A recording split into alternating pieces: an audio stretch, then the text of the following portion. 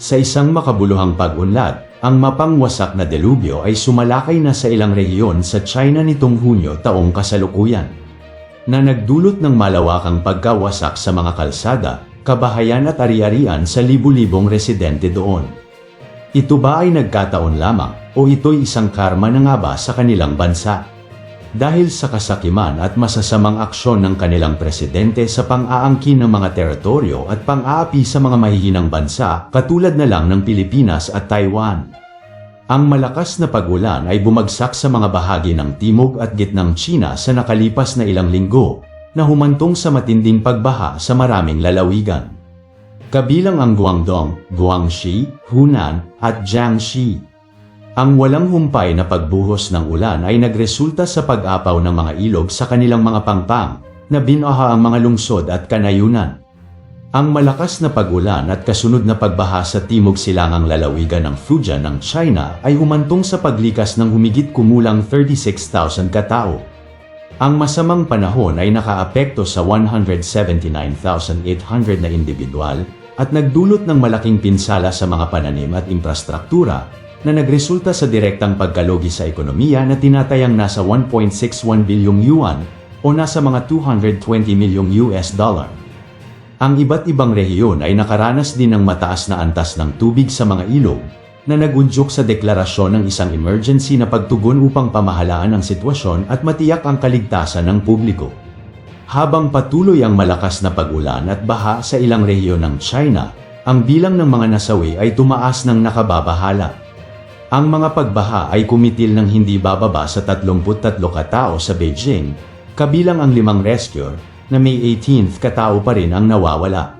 Bilang karagdagan, ang iba pang mga lugar ay nagulat din ng mga taong nasawi dahil sa rumaragasang baha, na nagbigay ng malaking problema at krisis sa maraming lalawigan doon. Ang lalawigan ng Hebei, sa labas lamang ng Beijing, ay nakaranas din ng ilan sa pinakamatinding pagbaha, na may malawak na pinsala sa mga tahanan at infrastruktura. Mahigit 125,000 na residente ang inilikas. At marami na ngayon ang bumabalik habang nagsisimulang bumaba ang tubig. Ang lungsod ng Shulan sa lalawigan ng Jilin ay nagulat ng 6 na taong nasawi at 4 na nawawala dahil sa walang tigil na pag-ulan, na ang mga kalye ay ginawa ng ilog. Pinakilos ng gobyerno ang mga pagsisikap sa pagsagip at pagtulong, kung saan binibigyang diin ni Pangulong Xi Jinping ang kahalagahan ng mabilis na pagtugon at paglalaan ng mapagkukunan upang suportahan ang mga apektadong komunidad. Ang mga serbisyong pang-emergency ay walang pagod na nagtatrabaho upang iligtas ang mga taong na-trap sa kanilang mga kabahayan at magbigay ng kinakailangang tulong. Sa isang taimtim na talumpati mula sa Beijing, itinampok ni Pangulong Xi Jinping ang kalubhaan ng krisis sa pagbaha na tumama sa timog silangang China, partikular sa mga lalawigan ng Fujian at Guangdong. Nagpahayag siya ng matinding pagkabahala para sa mga apektadong residente at binalangkas ang komprehensibong plano ng pagtugon ng pamahalaan. Ayon kay President Xi Jinping, inutusan ko ang lahat ng may katuturang departamento na kumilos ng mabilis at mahusay upang matiyak na ang mga operasyon ng pagsagip ay makakarating sa bawat sulok ng mga apektadong lugar. Naglalagay kami ng mga karagdagang mapagkukunan upang suportahan ang mga lokal na awtoridad sa kanilang mga pagsisikap na pangalagaan ang mga buhay at ari-arian. Pinuri rin ni Pangulong Xi ang mga taga-tugon sa emerhensya at mga voluntaryo na walang pagod na nagtatrabaho upang tulungan ang mga nangangailangan. Binigyang diin niya ang kahalagahan ng pagpapanatili ng pagbabantay at pagtutulungan habang ang bansa ay naglalakbay sa mapanghamong panahong ito. Ang mga nangyayari ngayon sa China ay isang malaking dagok sa bansa nila, na sa isang iglap lang ay wala ng matirahan at matulugan ang libu-libong mga tao doon, dahil sa delubyong ibinigay ng kalikasan sa kanilang bansa.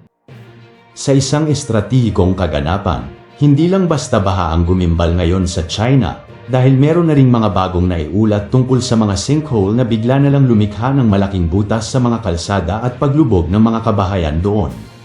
Ang China ay nakikipagbuno ngayon sa pagtaas ng bilang ng mga sinkhole, na nagdudulot ng malawakang pag-aalala at makabuluhang pagkagambala sa mga pampublikong rota ng mga sasakyan. Ang kakaibang nangyayari ngayon sa bansang China ay parehong natural na kababalaghan at potensyal na panganib para sa mga mamamayan doon. Nagtataka tuloy ang maraming bansa sa mga nangyayari ngayon sa China dahil sa sunod-sunod na mga kakilakilabot at kagimbal-gimbal na nangyayari sa bansa nila. Kung ito ba ay isa ng karma o nagkataon lamang, pero bakit sunod-sunod ito na halos sa loob ng isang buwan ay nagpakawala ng maraming tubig ang kalangitan sa bansa nila na humantong sa pagkalugi ng ekonomiya at pagkasawi ng maraming tao doon?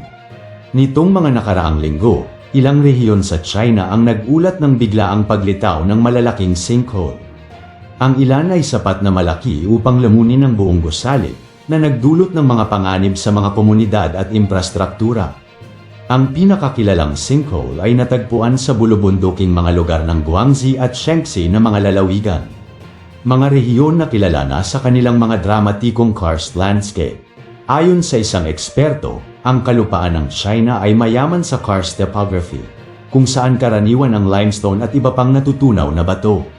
Ginagawa nitong madaling kapitan ng mga sinkhole, lalo na pagkatapos ng malakas na pag-ulan at pagbaha.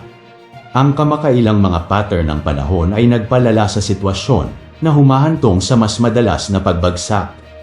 Ang pagkatuklas sa isang sinkhole sa Lei County at Guangxi ay nagsiwalat ng isang buong nakatagong kagubatan sa ilalim ng 630 talampakan ang lalim na bunganga.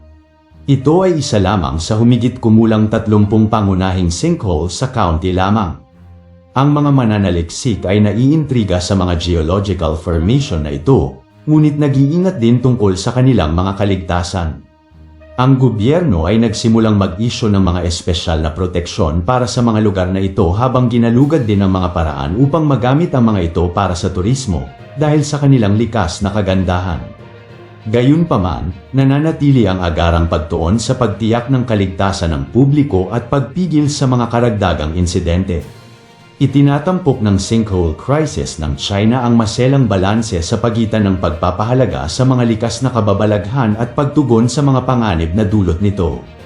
Habang umuunlad ang sitwasyon, ang mga awtoridad at siyentipiko ay nagsusumikap ng malapitan upang pag-aanin ang mga panganib at mas maunawaan ang mga geological phenomena na ito. Ano sa tingin mo ang mga nangyayari sa bansang China ngayon? Ito na kaya ang umpisa ng karma na ibinigay ng Diyos sa kanilang bansa dahil sa kabi-kabilang mga kaguluhan na kinasasangkutan ng China. At dahil na rin sa mga plano nitong sakupin ang bansang Taiwan at ang mga panggigipit nito sa Pilipinas na umabot pa sa pisikalan at pang-aangkin ng mga teritoryong pagmamay-ari ng Pilipinas na kapag hindi umano itinigil ng Pilipinas ang panghihimasok nito sa South China Sea ay hindi magugustuhan ng ating bansa ang gagawin ng China. Hanggang dito na lamang po mga idol, maraming salamat po sa inyong lahat at mabuhay po kayo.